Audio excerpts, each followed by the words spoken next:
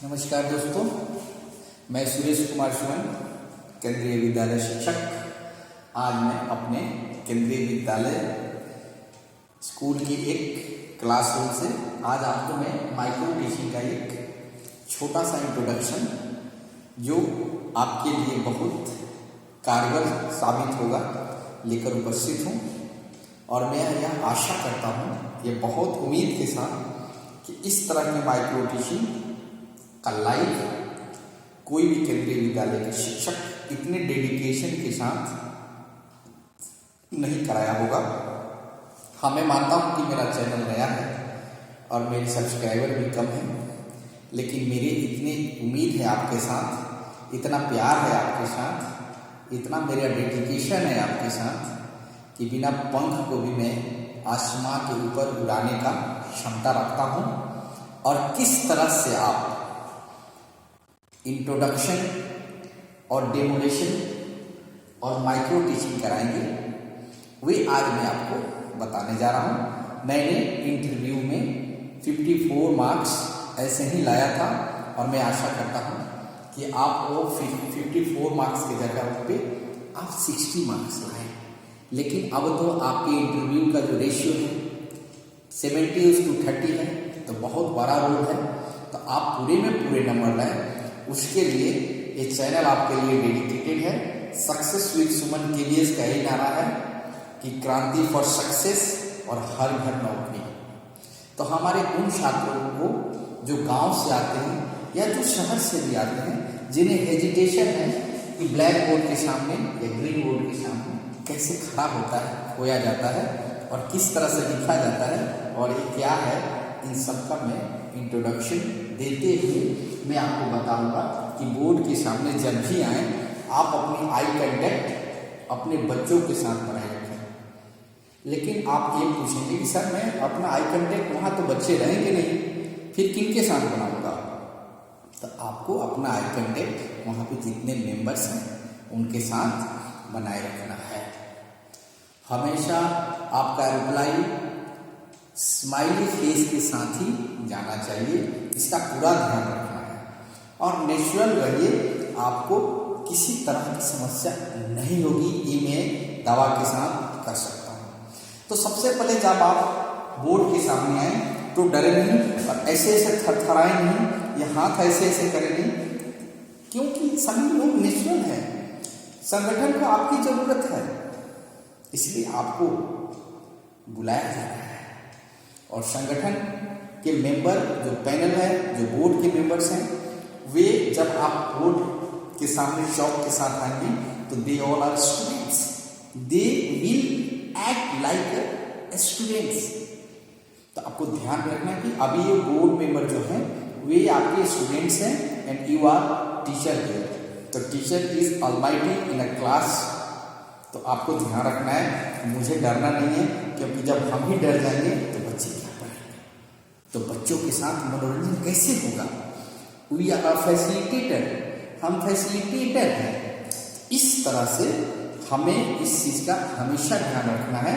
और अब हम शुरू करते हैं कि जब आप बोर्ड पे आएंगे, परमिशन ले लिए हैं, तो सबसे पहले आपको बोर्ड पे क्या लिखना चाहिए और किस तरह से लिखना चाहिए। तो आपको ध्यान रखना है कि आप ऐसे आकर नहीं लिखने लगेंगे, this is not a good way.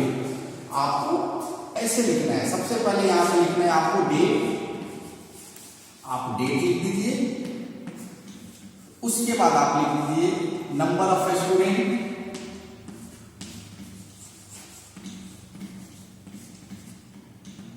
Students हो गए आपके।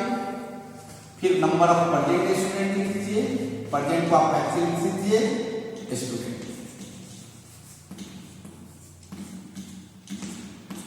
फिर नंबर ऑफ एब्सेंट स्टूडेंट,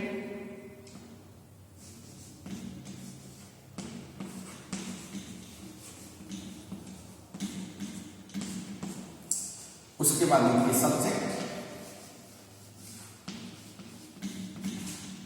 इतना के बाद आप लिखिए सब्जेक्ट हो गया यहाँ पे। उसके बाद आप लिख लीजिए पीरियड।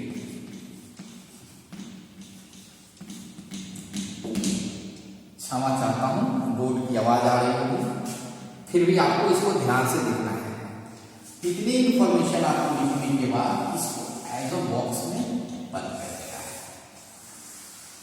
ये इंफॉर्मेशन आपको निश्चित रूप से बोर्ड पे लिखना ही है, इसके बिना आपका काम नहीं चलेगा। ये सारी इंफॉर्मेशन आप सही सही देंगे ताकि इंटरव्यूअर को ये पता चल जाए कि आप बहुत अपडेट हैं, आपने कहीं पे ना कहीं पे इस तरह का काम किया है, हमारे बच्चों को अत्यधिक लाभ मिल सकता है। उसके बाद आप यहाँ से आपको जो भी टॉपिक पढ़ाना है उसको पिक्टोरियल फॉर्मेट में पढ़ाइए। जैसे आपको इंडिया के बारे में बताना है तो सबसे पहले आप इंडिया का मैप बनाइए इस तरह से करके, और एक सुंदर सा इंडिया का मैप इस तरह से बनाइए।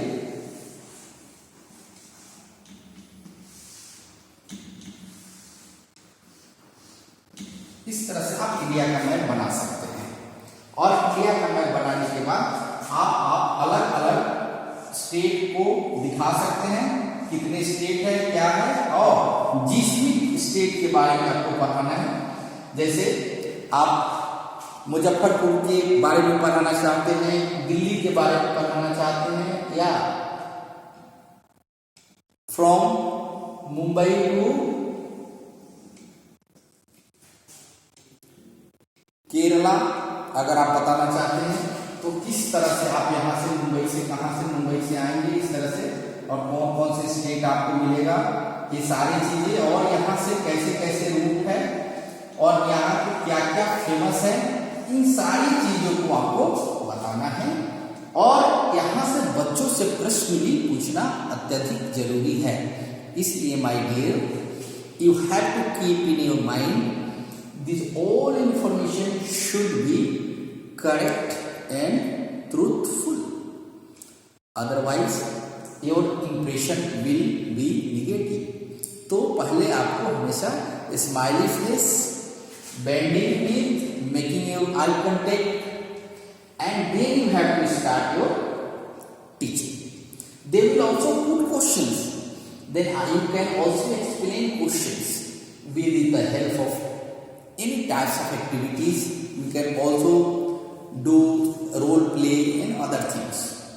तो आज मैंने आपको बताया कि बोर्ड पे किस तरह से खड़ा होया जाता है, किस तरह से आपको किसी चीज को एक्सप्रेस करना है।